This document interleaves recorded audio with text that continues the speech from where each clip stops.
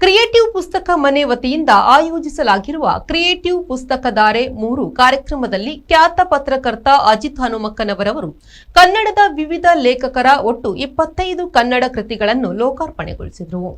ಪ್ರಸಿದ್ಧ ಯುವ ಹಾಗೂ ಹಿರಿಯ ಬರಹಗಾರರ ಹೊಸಪಟ್ಟಣ ಖ್ಯಾತ ಶಿಕ್ಷಣ ಸಿದ್ಧಾಂತಿಗಳು ಪಿಯೂಷಾಮೃತ ಸುಭಾಷಿತ ಸಾಗರ ಬದುಕಿನ ಕನ್ನಡಿಯಲ್ಲಿ ಭಾವಮುದ್ರೆ ದೇವಯಾನ ತರ್ಕಕ್ಕೆ ನಿಲುಕದ್ದು ಸಮುದ್ರ ಮಾತಾಡಿತು ನಿತ್ಯದ ನೋಟುಗಳಿಗೆ ನಿರುತ್ತರ ಅಪ್ಪನ ಅಂಗಡಿ ಸೇರಿದಂತೆ ಒಟ್ಟು 25 ಕೃತಿಗಳನ್ನು ಲೋಕಾರ್ಪಣೆಗೊಳಿಸಿದರು.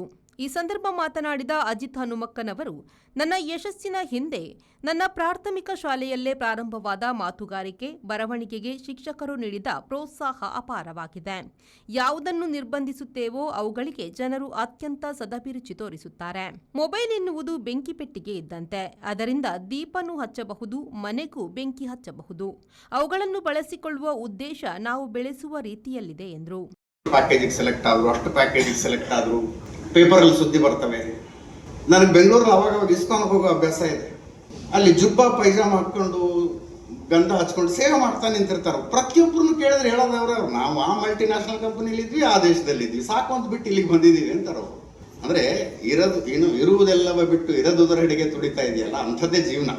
ನಾನು ಬೇಸಿಕಲಿ ಹೇಳ್ತಾ ಇದ್ದದ್ದು ಶಿಕ್ಷಣದ ಉದ್ದೇಶ ಏನು ಅಂತ. ಕಾರ್ಯಕ್ರಮವನ್ನು ದೀಪ ಬೆಳಗಿಸುವ ಮೂಲಕ ಉದ್ಘಾಟಿಸಿ ಮಾತನಾಡಿದ ಮಾಜಿ ಸಚಿವ ಶಾಸಕ ವಿ ಸುನೀಲ್ ಕುಮಾರ್ ಅವರು, ಗೂಗಲ್ ಹಾಗೂ ಜಿಪಿಟಿ ಕೇವಲ ಮಾಹಿತಿಯನ್ನು ನೀಡುತ್ತದೆ. ಪುಸ್ತಕಗಳು ಮಾಹಿತಿ, ಜ್ಞಾನ, ಪ್ರೀತಿ, ದೇಶಪ್ರೇಮದ ಜೊತೆಗೆ ಬಾಂಧವ್ಯವನ್ನು ಬೆಸೆಯುವ ಕೆಲಸವನ್ನು ಮಾಡುತ್ತಿದೆ ಎಂದರು. ಒಂದು ಶಾಶ್ವತ ಪುಸ್ತಕ, ಇನ್ನೊಂದು ತೂಕದ ಪುಸ್ತಕ ಅಂತ. ಆ ರೀತಿ ಇವತ್ತು ಬಿಡುಗಡೆಗೊಂಡಂತ ಎಲ್ಲ ಪುಸ್ತಕಗಳು ಅದು ಶಾಶ್ವತ ಪುಸ್ತಕಗಳಾಗಿ ನಮ್ಮ ಮನಸ್ಸಿನಲ್ಲಿ ಉಳ್ಕೊಳ್ಳುವಂತಾಗಬೇಕು.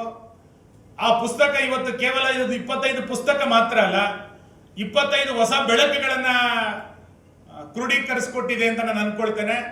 ಕ್ರಿಯೇಟಿವ್ ಶಿಕ್ಷಣ ಸಂಸ್ಥೆಯ ಸಂಸ್ಥಾಪಕ ಅಶ್ವಥ್ ಎಸ್ಎಲ್ ಮಾತನಾಡಿ, ಕಳೆದ 3 ವರ್ಷಗಳಿಂದ ಕ್ರಿಯೇಟಿವ್ ಪುಸ್ತಕ ಮನೆ ಕನ್ನಡ ಸಾಹಿತ್ಯದ ಶ್ರೇಷ್ಠ ಕೃತಿಗಳನ್ನು ಪ್ರಕಟಿಸುವುದರ ಜೊತೆಗೆ ನಾಡಿನ ಹೆಸರಾಂತ ಬರಹಗಾರರು, ಚಿಂತಕರು ಹಾಗೂ ಸಾಹಿತ್ಯಾಸಕ್ತರನ್ನು ಒಂದೇ ವೇದಿಕೆಯಲ್ಲಿ ಒಗ್ಗೂಡಿಸುವ ಮಹತ್ವದ ಕಾರ್ಯವನ್ನು ನಿರಂತರವಾಗಿ ನಡೆಸಿಕೊಂಡು ಬಂದಿದೆ.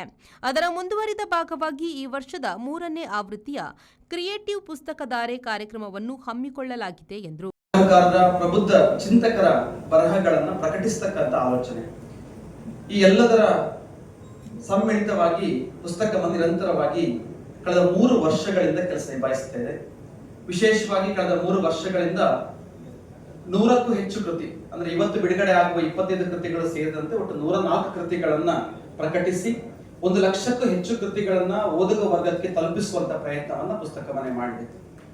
ಅದರ ಮುಂದುವರೆದ ಭಾಗವಾಗಿ ವಿಶೇಷವಾಗಿ ನಮ್ಮ PUC ವಿದ್ಯಾರ್ಥಿಗಳ ಮನಸ್ಸುಗಳಲ್ಲಿ ಓದುವ ರುಚಿಯನ್ನು ಹಬ್ಬಿಸುವಂತ ಆಲೋಚನೆ ನಮ್ಮ ಪುಸ್ತಕ ಮನೆಯ ಮೂಲ ಧ್ಯೇಯ.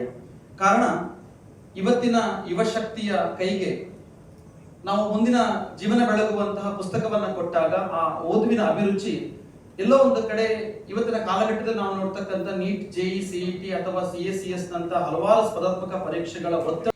ರಾಜ್ಯ ಮಟ್ಟದ ಕ್ರಿಯೇಟಿವ್ ಪುಸ್ತಕ ಪ್ರಶಸ್ತಿಯನ್ನು ಕುಂದಾಪುರದ ಲೇಖಕ ಶಶಿಧರ ಹಾಲಾಡಿಯವರ ನದಿ ದಾಟಿ ಬಂದವರು ಕೃತಿಗೆ ಪ್ರದಾನ ಮಾಡಲಾಯಿತು. ಕಾರ್ಯಕ್ರಮದಲ್ಲಿ ಮುಖ್ಯ ಅತಿಥಿಯಾಗಿ ಭಾಗವಹಿಸಿದ ಖ್ಯಾತ ಶಿಕ್ಷಣ ತಜ್ಞ ಡಾಕ್ಟರ್ ಮಹಾಬಲೇಶ್ವರ್ ರಾವ್ ಅವರು ಮಾತನಾಡಿದರು. ಏನಂದ್ರೆ ಮುಖ್ಯವಾಗಿ ರೀಲ್ಸ್ನಿಂದಾಗಿ ಪುಸ್ತಕ ಓದುವವರು ಕಡಿಮೆ ಆಗ್ತಾ ಇದ್ದಾರೆ ಅಂತ. ಯಾಕಂದ್ರೆ ಆ ಮೊಬೈಲ್ ಬಿಡಿ ಪುಸ್ತಕ ಹಿಡಿ ಅನ್ನೋ ಒಂದು ಆಶಯದ ಹಿಂಭಾಗದಲ್ಲಿ ರೀಲ್ಸ್ ಹಿಡ್ಕೊಂಡ್ರೆ ಅದೇನೊಂದು ರೀಲ್ಸ್ನವರು, ಫೇಸ್ಬುಕ್ನವರು, ಇನ್ಸ್ಟಾಗ್ರಾಮ್ನವರು ಒಂದು ತಂತ್ರ ಮಾಡಿದ್ದಾರೆ. ಒಂದರಿಂದ ಒಂದು ನೋಡ್ತಾ ಇದ್ರೆ 1 ಗಂಟೆ, 1.5 ಗಂಟೆ, 2 ಗಂಟೆ. ನಾನು ಕೆಲವರು ನೋಡಿದ್ರೆ ರಾತ್ರಿ ಊಟ ಮಾಡಿ ಹಿಡ್ಕೊಂಡು 11:30, 12 ಗಂಟೆವರೆಗೆ ನೋಡ್ಬಿಟ್ಟು ಹಾಗೆ ಬರ್ತಾರೆ. ಅಂದ್ರೆ ಇವರೆಲ್ಲರೂ ಯಾವುದೋ ಒಂದು ಅಕಸ್ಮಾತ್ ರೀಲ್ಸ್ ಇಲ್ದಿದ್ರೆ ಪುಸ್ತಕ ಓದ್ತಿದ್ರು ಎನ್ನುವಂತ ಒಂದು ಸಕಾರಾತ್ಮಕ ಆಶಯದಿಂದಾಗಿ ಈ ತರ ಒಂದು ಬೆಳವಣಿಗೆ ಬಂದಿದೆ. ಈ ಸಂದರ್ಭ ಖ್ಯಾತ ಶಿಕ್ಷಣ ತಜ್ಞ ಡಾಕ್ಟರ್ ಮಹಾಬಲೇಶ್ವರ್ ರಾವ್, ಮಂಗಳೂರು ವಿಶ್ವವಿದ್ಯಾನಿಲಯದ ಕನ್ನಡ ಅಧ್ಯಯನ ಸಂಸ್ಥೆಯ ಅಧ್ಯಕ್ಷ ಡಾಕ್ಟರ್ ಧನಂಜಯ ಕುಂಬ್ಳೆ, ಕ್ರಿಯೇಟಿವ್ ಶಿಕ್ಷಣ ಪ್ರತಿಷ್ಠಾನದ ಸಂಸ್ಥಾಪಕರಾದ ವಿದ್ವಾನ್ ಗಣಪತಿ ಭಟ್, ಡಾಕ್ಟರ್ ಗಣನಾಥ್ ಭಟ್, ಅಮೃತ್ ರೈ, ಆದರ್ಶ ಎಂಕೆ, ವಿಮಲ್ ರಾಜ್, ಗಣಪತಿ ಕೆಎಸ್ ಉಪಸ್ಥಿತರಿದ್ದರು. ಕಾರ್ಯಕ್ರಮದಲ್ಲಿ ರಾಜ್ಯದ ಅನೇಕ ಹಿರಿಯ ಸಾಹಿತಿಗಳು, ಬರಹಗಾರರು ಹಾಗೂ ಸಾಹಿತ್ಯಾಭಿಮಾನಿಗಳು ಕೂಡ ಉಪಸ್ಥಿತರಿದ್ದರು. Khaleel, V4 news, Karkala.